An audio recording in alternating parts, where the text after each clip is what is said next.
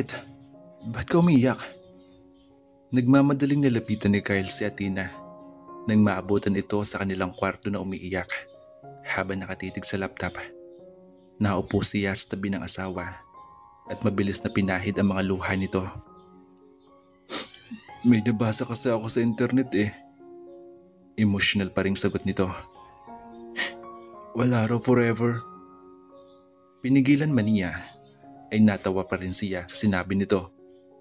Mula nang mabuntis ang asawa, naging emotional na ito. Pero wala iyong kaso sa kanya. Ikinaaliw pa nga niya makita ang ganong side nito. At minsan pa nga ay nakukuitan siya kay Athena.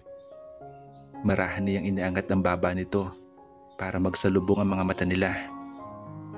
Maniwala ka, may forever, okay? At nag-i-exist iyon. Napahikbi ito. Talaga? Oo naman. Nangingiti pa rin tumangutango siya. Ang forever tayo. Forever is right here, right now mahal. Kaya ngumiti ka na. At saka huwag kang papaniwala sa mga nababasa mo sa internet. Kinindatan niya ito. Tayo ang magpapatunay na may forever. Ha? Tumahan ka na. Nahigit ni Kyle ang hininga nang sa wakas ay ngumiti si Athena. Hindi niya alam kung paano nito iyon nagagawa nang walang kahirap-hirap. Every single day, she just took his breath away. Bahagya ng tumatambok ang mga pisngi nito at mas nagkakalaman.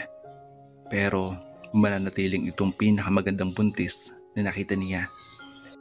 Hanggang ngayon ay hindi pa rin niya mapaniwala ang asawa na ang babae. Mabilis pero masayang lumipas ang mahigit na 4 na buwan nila sa isla kung saan sila dinala ni Lilian. Ang islang iyon ay regalo raw ng boyfriend ni Lilian na isinunod pa sa pangalan ng babae. Kahit pa nahihiya na kay Lilian na itinuturing na rin kaibigan, aminado siya na tama ang sinasabi nito. Ligtas nga sila ni Athena sa lugar na iyon. Nasa hilagang bahagi ng Amerika ang isla, kaya wala makakilala sa kanila ng asawa. Bihira rin silang umalis sa lugar. May mga katiwala si Lilian na umaalis ng isla para sa mga pangangailangan nila. Ganun man, sinisikap nila ni Athena na hindi tuluyang maging pabigat sa mga kaibigan. Malaki na rin ang naipon ni Kyle sa ilang taong pagtatrabaho niya sa RPC. Kahit si Athena ay may malaki ring ipon, bukod sa malaking pera at mga alahas na ipinapadala ng mami nito sa pamamagitan ni Big Boy. Gustuhin man nilang bayaran kahit papaano ang pananatili sa 2 palapag na bahay ni Lilian sa isla, matigas itong tumanggi. Iginigiit ng kaibigan na pwede silang manatili sa isla hanggang gusto nila o hanggang patuloy pa rin daw sa pagpapower trip ang kanilang mga pamilya. But they would still try to make a living. Itinuloy ni Kyle ang pagpipinta na hilig na noong pambata. Nagkaroon ng interest doon si Smith, ang pilam ng fiancé ni Lilian na minsang isinama nito sa isla. Si Smith ang humikayat sa kanya na maglagay ng mga gawa sa gallery na kakilala ng lalaki. At sa pagkagulat niya, may mga tumatangkilik at bumibili ng mga iyon na higit pa sa presyong inaasahan. Si Athena naman ay nagdi-design pa rin ng mga damit. Kumuha ang asawa na magiging katuwang sa kabilang isla sa pananahi ng mga damit na ginuguhit.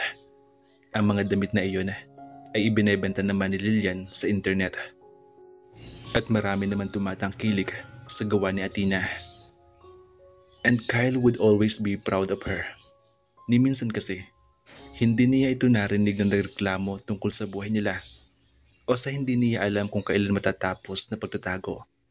Sa kabila ng lahat, kahit kailan, hindi niya masasabing mahirap ang buhay nila. It was always fun and colorful. Bumalik ang mga kulay sa buhay niya nang makasama uli si Athena. Araw-araw siyang may otomatikong ngiti sa mga labi. Araw-araw siyang puno ng motibasyon at pagmamahal sa puso. Kulang 1 buwan pagdating nila sa isla na magpakasal sila ni Athena. Simpleng seremonya lang iyon na ang mga witness lang ay sina Lilian at Smith. pati na ang mga katiwala sa rest house at ang mga inibitahan nilang staff ni Athena sa pananahi. Gustuhin man pumunta ni Gina sa isla, hindi pwede dahil baka matrace ang babae. Lalo pat ayon sa kaibigan ni Athena, pinaghahanap pa rin sila ng mga kaanak dahil sa malaking iskandalong nagawa. May mga lalaki rin daw na laging sumusubaybay kay Gina saan man ito magpunta. Ilang ulit na ring pinipiga ang babae ni Sandro at ng ama ni Athena sa impormasyon. Pero dahil sa katapatan sa kanilang mag-asawa, nanatiling tikom ang bibig nito. Athena deserved everything, and Kyle just wished that one day he would be able to give her that. Nakikita niyang masaya rin ang asawa sa piling niya, pero sana isang araw maging ganap na ang kaligayahan nito. Sa ginagawa niya, alam niyang lalo magbabaga ang galit ng mga kaanak sa kanya, pati na ang ama ni Athena. Pero umaasa sila na isang araw magkakaroon ng milagro at matatanggap ng mga ito ang pagmamahalan nila, lalo pa ngayong magkakaanak na sila.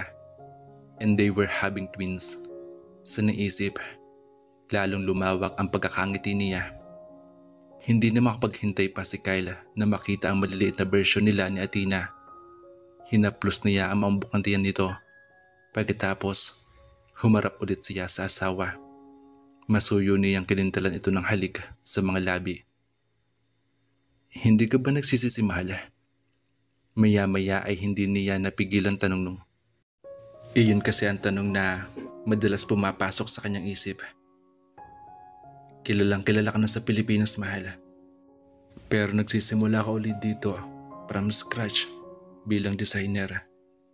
Tapos, hindi pa mo magamit ang sarili mong pangalan sa mga disenyo mo dahil nagtatago tayo sa mga pamilya natin. Hindi ka ba nagsisisi na pinili mo ako? Kyle, ano bang tanong yan? Mas magsisisi ako kung wala ako sa tabi mo ngayon. Tsaka wala akong pinagsisisihan sa buhay ko ngayon. Kahit pa makapaglaro tayo sa mga magulang natin ng tagu-taguan habang buhay, walang kaso sa akin yun. Pilyang ngumiti si Athena at malambing na ikinulong ang mga pisngi niya sa kamay nito. Ang mahalin ka, ang pinakamagandang bagay na nagawa ko sa buong buhay ko. At yung piliin ka, yun ang pangalawa. Parang may kung anong init na lumulukob sa sistema ni Kyle. Napatitig siya sa altar sa hindi kalayuan sa kama nila ng asawa bago gumuhit ang ngiti sa mga labi. Mali siya nang iniisip tungkol sa sarili noon. Pinagpala siya at hanggang ngayon ay patuloy na pinagpapala pa rin ng Diyos. Maganda rin pa rin ang buhay niya. Lumipas ang 7 buwan. Agad na napahinto si Athena sa paghakbang papasok sa master bedroom nang maabutan ang tumatawang si Kyle. Habang nakipaglaro sa kanilang mga anak, kambal ang mga naging anak nila, isang babae at isang lalaki na ang mga pangalan ay kinuha nila mula sa Bible. Si Sarah at si Isaiah ang pangalan ng kambal. Si Isaiah ay kamukhang kamukha ni Kyle, habang kay Athena naman nakuha ni Sarah ang karamihan sa mga physical attribute. Ang asawa at ang 2 munting anghel ang masasabi niya sa pinakatatanging kayamanan sa mundo. Hindi niya alam na posible palang maramdaman ng ganong uri ng kaligayahan mula ng magkaanak. Mahirap, pero nakayanan niya. Lalo pa at ni minsan, hindi binibitawan ni Kyle ang kamay niya habang nagle-labor siya. At ngayong isang buong pamilya na sila, pakiramdam niya, wala siyang hindi kakayanin. Wala siyang hindi magawa. Kung makikita kaya ng mga kaanak nila ang nakikita ngayon, lalambot kaya ang mga puso ng mga ito. Kitang-kita ni Athena ang pagmamahal sa mga mata ng asawa habang nakatitig sa mga anak. At iyon pa lang ay sapat na para mawala ang lahat ng pag-aalala niya. I promise you, mahal, that I will never let our children grow up the way I did. Palalakihin natin sila ng puno ng pagmamahal sa isang bahay na may nanay at may tatay. Naalala pa niya na parang nangangarap na bulong ni Kyle nang magising noon mula sa panganak. I may not be able to give you and the kids the most beautiful house in the world. But I promise that I will provide you a home that you can always go back to. Isang bahay na magiging takbuhan mo o ng ating mga anak sa mga sandaling nanghihina na kayo. And you will always find me outside that home, waiting for you all. I will not be able to provide you with the best things in life, with the comfort and money that many men are willing to give you, Athena. Hanggang pagmamahal lang ang kaya kong ibigay, pati na pangako kong ito. Inabot ng asawa ang mga kamay niya habang puno ng kaligayahan at pagmamahala ang mga mata nito habang sinasabi ang mga pangakong iyon. Paglilingkuran ko kayo ng ating mga anak buong buhay ko. I won't promise to be the best father or the best husband. You know what? I will never be like that. But I promise to keep trying every single day of our lives. Walang perpektong tao, kaya naniniwala si Athena na wala rin perpektong mga magulang o anak, pero may mabubuti. At naniniwala siya na magiging mabuting ama ang asawa. Mahigit 1 taon na silang kasama, pero napatunayan na niyang mabuti itong asawa. Kung ituring pa siya ay parang isang reyna na palaging pinagsisilbihan kahit hindi naman kailangan kung tutuusin. Hindi ipinapagawa ni Kyla ng mga gawaing bahay sa kanya sa kabila na pupipilit niya. Ang asawa ang palaging kumikilos kahit pa alam niya na pagod din ito sa pagpipinta. He always made sure that he was be able to attend to her needs. Magkahati rin sila sa pag-aalaga sa mga anak. Nang ipangako ng asawa sa araw ng kanilang kasal, naiingatan at aalagaan siya. Sobra-sobra pa roon ang mga ginagawa nito. Kaya kahit kailan, hindi karapat-dapat si Kyle sa mga pang-insulto ng daddy niya. Naalala ni Athena ang minsang ipinagtapat ng asawa ilang araw pagkarating nila sa isla. Nakaramdam ulit siya ng panliliit, hindi para sa kanya, kundi para sa ama na sobra-sobra ang masasakit na salitang binitawan kay Kyla. All this time, Kyla was a real Perez, and her heart was bleeding until now with the truth. Kusa rin nagtapat si Kyle tungkol sa mga magulang nito. Noong una, iniiwasan niya ungkatin iyon. Baka kasi masyado pang masakit iyon para sa asawa. Kaya ganun na lang ang tuwa niya nang ito ang manguna sa pagpapakilala ng totoong pagkatao sa kanya. Halos buong buhay pala ay kinakahiya ni Kyle ang sarili at hindi niya alam hanggang ngayon kung paano iyon aalisin sa sistema nito. Dahil hindi ang asawa ang dapat na mahiya, kundi si Tito Tax, si Tita Nanette, at pati na rin si Sandro mismo. Kung malalaman lang siguro ng mundong ginagalawan ang mga pinagagawa, lalo na si Tita Nanette, ay matagal na rin sigurong isinusukan ng lahat ang matandang babae. Dahil sino ang nasa tamang pag-iisip ang gagawa niyon sa isang tao? Idinamay ni Tita Nanette sa galit nito si Kyla na balik-balik na rin man ay wala namang kasalanan sa nangyari. Iyon ang problema sa isang arranged marriage. Dahil nakatali na si Tito Tax kay Tita Nanette, huli na nang makilala ng matandang lalaki ang babae na nakatakdasa ng mahalin nito. Naniniwala si Athena na minahal ni Tito Tax ang ina ni Kyla. Kaya gano'n na lang din ang pagmamahal nito para sa naiwang alaala ng mga ito, ang kanilang anak. Ilang ulit niyang nakita sa mga mata ng matandang lalaki noon ang fondness para kay Kyla tuwing hindi nakatingin ang asawa. Bukod pa roon, wala nang ibang naging babae si Tito Tax maliban sa nanay ni Kyla. Sayang na relasyon. Tama man ang pag-ibig, pero hindi naman tama ang panahon. At si Sandro, nabuhay uli ang galit niya para sa lalaking unang minahal. Kung makapag-utos kasi ang ex-fiancé kay Kyle noon, iyon pala, isang tunay din na Perez ang inuutusan nito. God, how did I fall for someone like that? Bulong niya. May problema ba, mahal? Agad na napailing si Anina. Pinilit niyang ngumiti para mawala ang pag-alala sa mukha ng asawa. Tuluyan siyang lumapit sa kama. Wala mahal. I'm going to miss all of this. I'm going to miss living inside this dream that you created for us. Yung tipo ng panaginip na tayo lang nasa loob at wala ng iba. Mahinang sabi niya habang nilalaro-laro ang kamay ng mga anak. Ayon kina Lilian at Gina, mukhang napagod na raw sa paghahanap sa kanila ang mga kaanak. Sumuko na raw siguro ang mga ito sa mahigit 1 taong paghahanap sa kanila. Kaya nakapagdesisyon na sina Tina at Kyla. Babalik na sila sa Pilipinas. Panahon na para harapin nila ang mga dapat harapin para na rin sa mga anak. Wala na rin namang magagawa kung sakali ang mga pamilya nila. Dahil kasal na sila ni Kyla. Totoong masarap manirahan sa isla. Nakaubuo na sila ng mga bagong buhay roon at marami-rami na silang mga kaibigang nakilala. Pero hindi naman sila pwedeng patuloy na mabubuhay sa takot at magtatago na lang. Bukod pa roon, nahihiya na rin si Athena kay Lilian. Kahit pa alam niya na bukal sa loob ng babae ang ginagawang pagtulong sa kanila.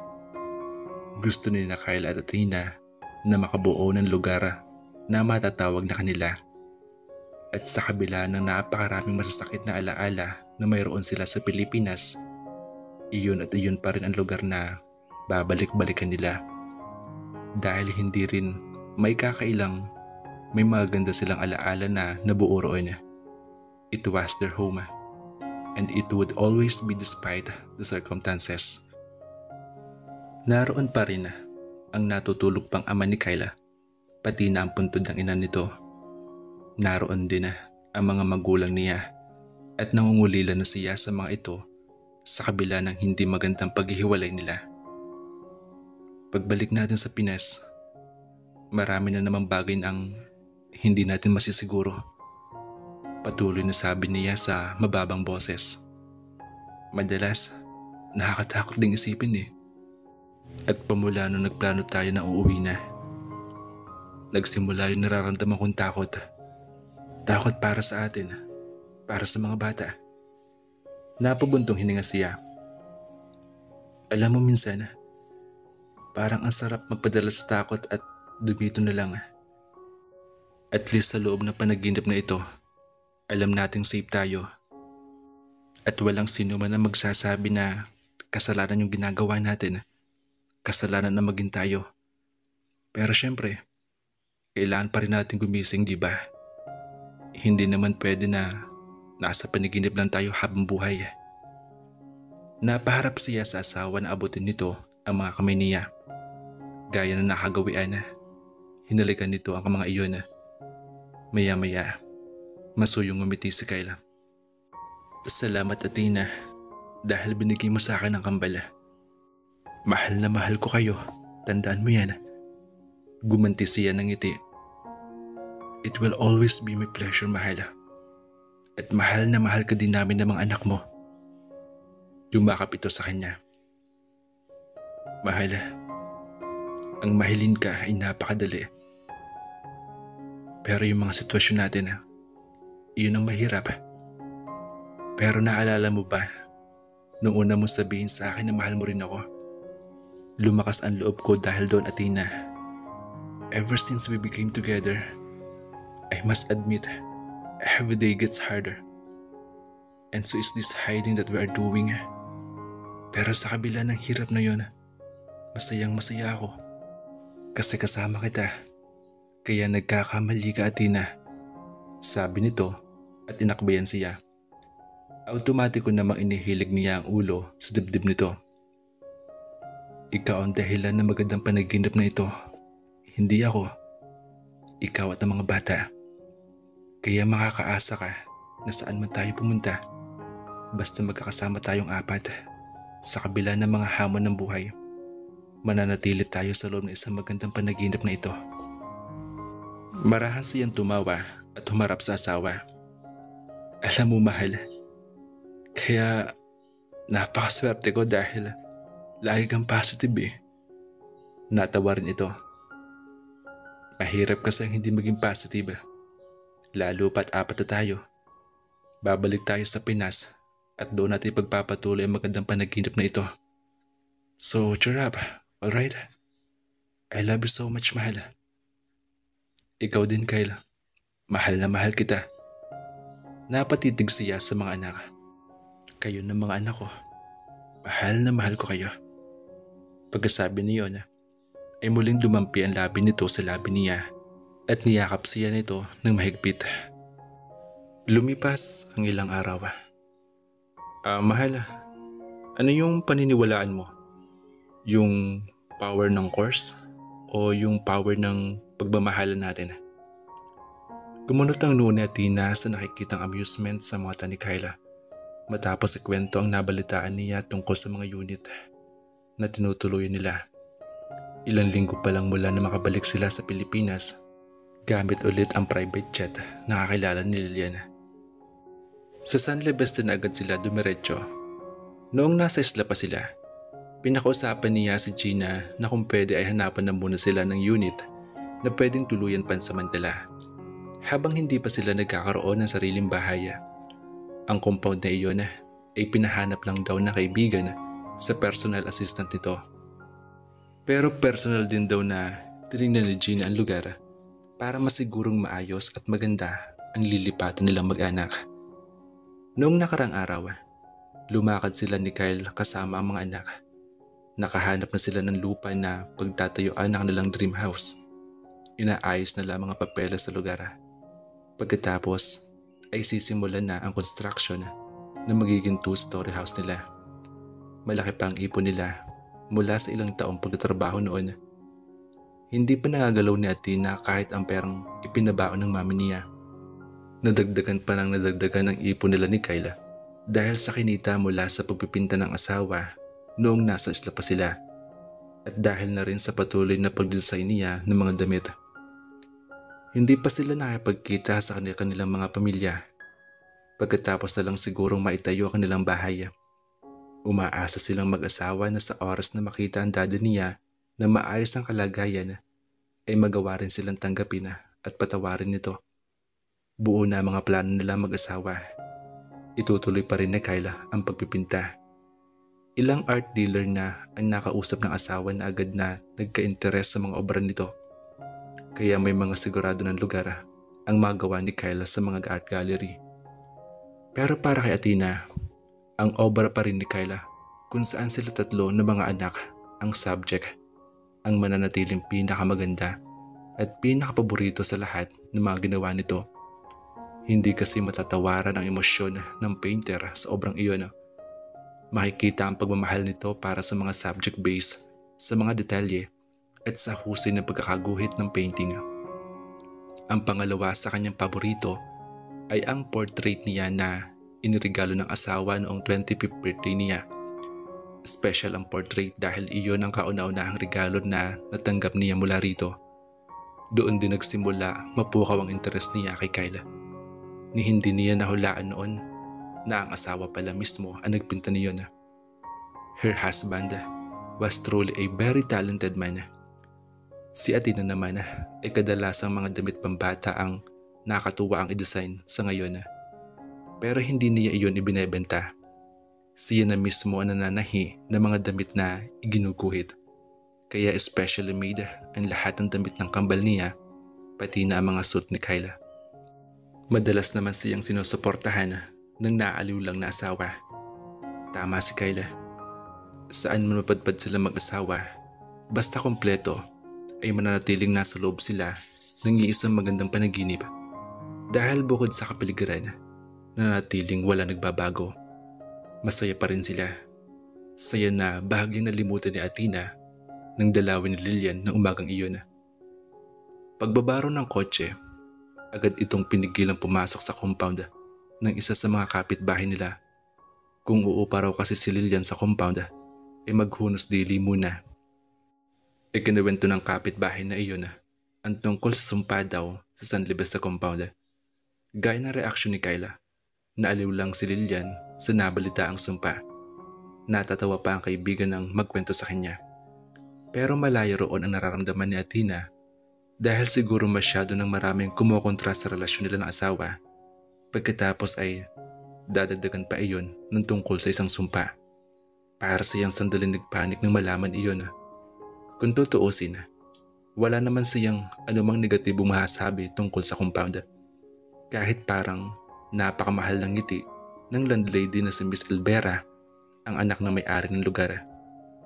Unang kita pa lang nila ni Kyle sa compound ay nagustuhan agad nila iyon. Maganda ang ambience, malawak at tahimik. 6 na 2-story unit ang naroroon na may kanya-kanya pang parking area.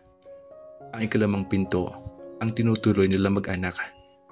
Kahit ang loob ng unit ay maganda at maaliwalas, kaya walang mag-aakalang isinumpa ang lugar. Ayon sa ikinuwento kay Lilian ng kalapitbahay nila, ang compound daw ay dating Spanish style na bahay na ipinatayo ni Pepe San Diego, ang ama ni Miss Elvera, para sa pamilya nito. Pagkalipas daw ng 20 taon, nagkahiwalay ang mga magulang ng babae. Na-inlove daw kasi ang ina nito sa ibang lalaki. Hindi iyon kinaya ni Pepe, kaya nagpakamatay ang lalaki. Ang 6 na anak na mag-asawa ay iniwan din ng bahay ng katagalan, ay pinaupahan na lang sa iba. Pagkalipas ng ilang taon, ipinareconstruct ang buong lugar at pinatayuan ng 6 na unit ang lupain. Tinawag iyong San Libesta Compound. Mas pinaganda at pinalagyan pa ng swimming pool sa sentro ng compound na pwedeng gamitin ng lahat na nangungupahan doon. Pero kahit gaano pa raw kaganda ang lugar, ay hindi nagtatagal ang mga naninirahan dahil minamalas ang mga magkarelasyon na tumitira. Naghihiwalay ang mga ito, kaya pinapaniwalaan ng mga taong nakakaalam sa nangyari sa pamilya San Libesta na iyon ay dahil isinumpa ni Pepe ang lugar na iyon bago nagpakamatay. Kahit daw si Miss Elvira na minsan naninirahan kasama ang boyfriend ay tumandang dalaga dahil nauwi din daw iyon sa hiwalay ng relasyon. Pero wag kang maniwala doon, Athena. Naalala niyang pahabol ni Lilian kanina bago ito umuwi. Sinabi ko ito sa iyo hindi para takutin ka gaya ng ginagawa sa akin ng tsismosang kapitbahay na yun. Wala lang silang magawa. Siguro naiinggit sila dahil napakaganda ng compound na ito. O di kaya gusto lang takutin yung mga naninirahan dito. Tapos ginagawa nila yun para paalisin. O kaya para walang tumira dito. Siguro may galit sila kay Miss Elvira. Kaya wag kang kabahan, wag kang matakot. Hindi yun totoo. Tsaka, bakit naman isusumpa ito ni Mang Pepe, di ba? Kanyang bahay ito. At saka nagkakataon lang siguro ang mga naninirahan dito na magkarelasyon nagkakahiwalay. Siguro ginagawa lang nila tong parang hotel. Tsaka, sus ko po naman, 2024 na ngayon, no? Hindi na uso yung mga sumpa-sumpa na yun.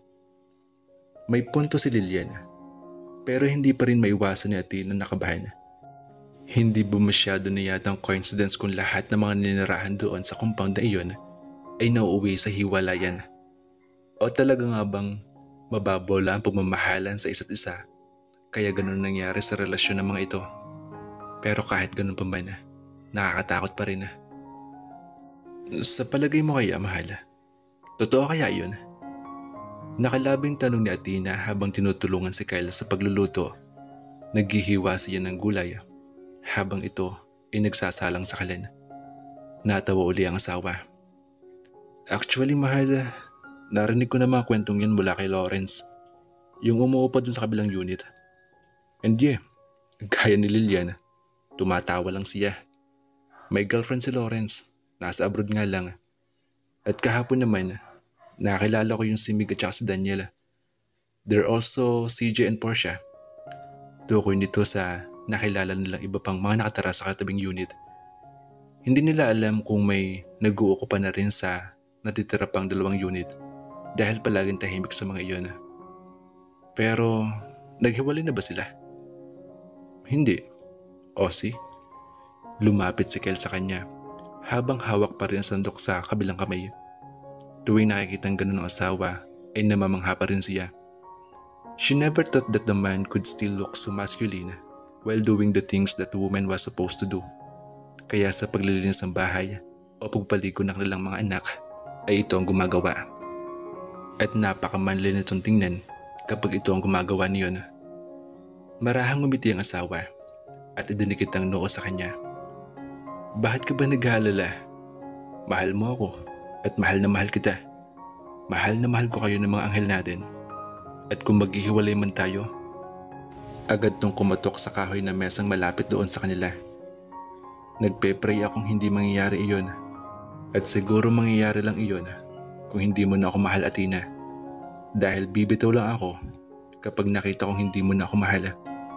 Pero nakikita ko pa sa iyo yung pag-asa at nararamdaman ko pa rin na mahal mo ako. Kaya kakapit ako. At yung sumpa, wala yan. Kumindot to sa kanya. Hindi yan uubra sa taong totoong nagmamahalan. Sabi nito pagkatapos iniyakap siya. Lumipas ang ilang araw. Athena anak, kung nasa compound man kayo ni Kyle, please, umalis na kayo. Papunta na riyan si Xandro kasama ang daddy mo. At hindi maganda ang mangyayari sa oras na mapang-abot kayo. Umuwi na ulit kayo sa isla. Dun muna kayo. Bilisan nyo anak. Please. Kumabog ang dibdib na Athena matapos marinig ang sinabi ng mami niya. Hindi na siya nagkaroon pa ng pagkakataon makasagot dahil para nagmamadaling nawala ito sa kabilang linya. Ngayon lang siya tinawagan ng kanyang mami. Noon pa, nabanggit na ni Gina na nagkikita ito at ang kanyang ina. Alam ng mami niya na ang kaibigan ang tumulong sa kanila ni Kyla para makatakas. Lahat ng gustong sabihin sa kanya ay ipinaparating nito kay Gina. Nabanggit din ng kaibigan na matagal na nitong naibigay sa mami niya ang bagong numero niya para daw mapag-usap sila. Pero hindi pa siya ni minsan natawagan ng ina at naiintindihan naman niya iyon. Alam niya na bahagi lang iyon ng pag-iingat nito para hindi sila mahuli ng daddy niya. Nanginginig ang mga daliri na idenial ni Athena ang numero ni Kyla. Nasa shopping mall siya kasama si Manang Esther ng mga sandaling iyon. Mamimili sana sila ng ilang personal na gamit at para may grocery na rin sila. Si Mang Esther ang kinuha nilang kasambahay ni Kyla. Ang matandang babae ang kasalukuyang kumakarga kay Sarah. Ang anak niyang si Isaiah ay naiwan sa daddy nito sa kanilang unit. O mahal, napatawag ka. Kyle, thanks God, sumagot ka. Relieved na sabi niya nang sa wakas ay sinagot nito ang tawag. Nakatanggap ako ng tawag mula kay mami. Papunta daw diyan sina daddy. Umalis na kayo ngayon dyan ni Isaiah. Magkita lang tayo sa Tagaytay mamayang gabi. Tukoy niya sa nabiling lupain kung saan itatayo ang dream house nila. Doon na lang tayo magplano. Dalhin mo na lang yung pinaka-importanting bagay diyan. Tapos umalis na kayo. Bilisan nyo. Alright, pero wala nang pero mahal. Mag-impake na kayo, please. Mag-iingat kayo na Isaiah ha. Okay? Mahal ko kayo. Bahabol pa niya. Bago tinapos na ang tawag, saka hinarap si Manang Esther. Manang Esther, umuwi muna po kayo mag-isa. Inabutan niya ito ng pera, kasama ang susi ng unit nila. Kayo na po muna ang bahala sa unit namin ni Kyla. Malaki po ang tiwala ko sa inyo. Babalikan po namin ang mga gamit doon. At umaasa po kami na sa pagbalik namin, naroon pa rin po kayo. May mga paintings pa si Kyla sa unit na hindi pa napapadala sa art dealer. Naroon din ang mga sketches niya at ilang pang mahalagang gamit ng mag-anak nila. Alam niya na isang sugal ang ginagawang pagtitiwala kay Manang Esther, lalo pa at halos 2 linggo pa lang nila itong nakakasama. Pero wala na sa ibang mapagpilian. Bukod pa roon, mag-aanak na lang loob ni Kyla kay Manang Esther sa umpisa pa lang. Kaya ang matandang babae ang napili nilang maging kasama sa bahay. At ngayon ay pinagkakatiwalaan niya ito. At sakaling matagalan man na makabalik sila, wala naman magiging problema sa landlady nila dahil nakapag-advance payment na sila para sa kalahating taon. Pero anak, sa kabila ng pag-alala, napangiti pa rin si Athena nang marinig ang tinawag na iyon ni Manang Esther sa kanya. Ipinagpilitan nila ni Kyle noon na sa pangalan na lang sila tawagin ng matatang babae. Pero hindi nito iyon ginagawa. Sa halip, anak ang itinatawag ni Manang Esther sa kanila. At gusto niya iyon. Gusto nila na mag-asawa. Wala raw kasi ito naging anak. Kaya pagpasensyahan na daw nila kung iyon man ang itinatawag sa kanila. Babalikan po namin kayo sa unit, Manang. Ituring na rin po ninyong inyo na dapat ingatan at alagaan dahil unit na po natin yun. Natanggapin po namin kayo ni Kayla. Tinanggap namin kayo hindi lang bilang kasambahay, kundi bilang kapamilya po. Kaya babalikan po namin ang kapamilya namin. Pakihintay na lang po kami. Namasa ang mga mata ni Manang Esther. Niyakap sila nito na mag-ina bago sunod-sunod na napatango. Hindi ko alam anak kung ano nangyayari at bigla ka nagkakaganyan. Pero araw-araw ako maglilinis para sa pagbalik niyong mga anak. Bago tuluyang umalis ng shopping mall, nag-withdraw na muna ng pera si Athena sa nagdaang ATM machine. Kung ganong mukha magtatago na naman sila ng asawa, ay kakailangan nila ng malaking pera. Pero hindi pa rin sasapat ang nakuha dahil ilang credit card lang ang dala niya. Diyos ko, hanggang kailan na naman po ba kami magtatago sa pagkakataong ito? Sabay silang umalis ni Manang Esther ng shopping mall. Pero magkaibang daan na ang nilang tinahak. Pumara si Athena ng taxi at naglabas ng ilang lilibuhin. Nakisuyo siya sa driver na ihatid diretso sa sinasabing address sa Tagaytay. Nang makita iyon ng driver, ay sandali lang ang naging pag-alilangan nito bago tinanggap ang pera.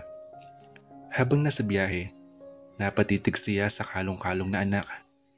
Inalis niya ang suot na jacket at ibinalot sa bata. Buong pagmamahal na hinalikan niya ito sa noo. Makakaya natin to anak, di ba? Para naman nakaramdam ng ngumiti si Sarah. Sandali nagkaroon ng bara sa lalamunan niya nang makita ang ngiti ng anak. Buhay na buhay iyon at puno ng sigla. Kahit papaano, nawala ang kanyang pag-alala. Sa kanyang puso ay pipiniyang nahiling na sana magawa niyang i-freeze ang sandaling iyon para mas namnamin pa ang napaka-inosenteng ngiti ng kanyang anghel.